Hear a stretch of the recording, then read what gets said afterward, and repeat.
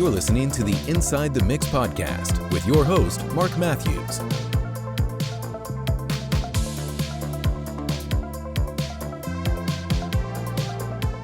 Hello folks, welcome to the Inside the Mix podcast. If you are a new listener, make sure you hit that follow button on your podcast player of choice.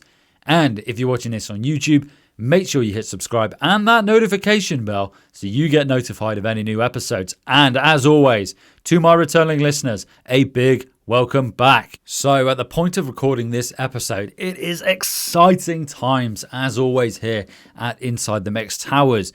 I have just reopened the doors to the 90-day producer bootcamp. So I've got 3 spaces available for anybody who wants to jump on that.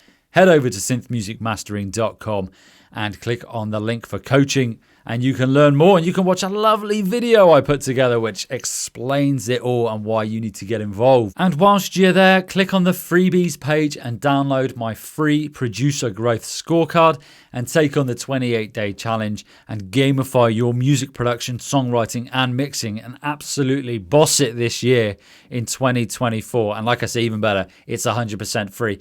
And it 10x'd my results last year and resulted in the EP release Lost and Found. So folks, you know me, I'm all about efficiency and doing things right first time. So this episode is dedicated to Logic Pro, but the ideas in this episode you can take into other DAWs. And this episode is my top 3 essential Logic Pro workflow tips. So workflow tip number 1. Here we are in Logic Pro and we are in the piano roll here.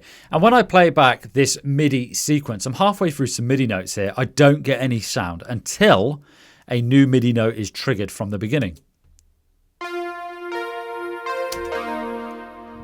As you heard then, there was a bit of silence at the beginning, right, for those of you listening. So what we can do is if we go up to File, and we go to Project Settings and then MIDI. And then we go to Chase and toggle Notes. What happens now is I'm going to play it from the same place, halfway, well, probably a third of the way through these 2 MIDI notes, and listen. As if magic, my problem has been solved. It is now triggering halfway or whatever point through a MIDI note. And that is MIDI Chase, folks. Use it. I introduced this last year. For so long, I wasted time waiting to get to the beginning of a MIDI note, but no longer. Give it a go. So here we go. Tip number 2. And this is an editing tip. Now, when it comes to editing, I like to use multiple tools, as I'm sure you do as well. We've got the pointer tool, the marquee tool, the gain tool, the scissor tool, et al. All right, there's a lot of different tools available. And by default in Logic Pro, you've got 2 that you can immediately access. We've got the left click and we've got the command click. And you can see if you're watching this, my left click is just a pointer tool and the command click is the marquee tool. But what we can do is we've got a third tool. So if you press command and comma, it will take you to the settings menu. And then we have general. And then if you click on editing, you'll see it says right mouse button. And I'm going to change this to is assignable to a tool.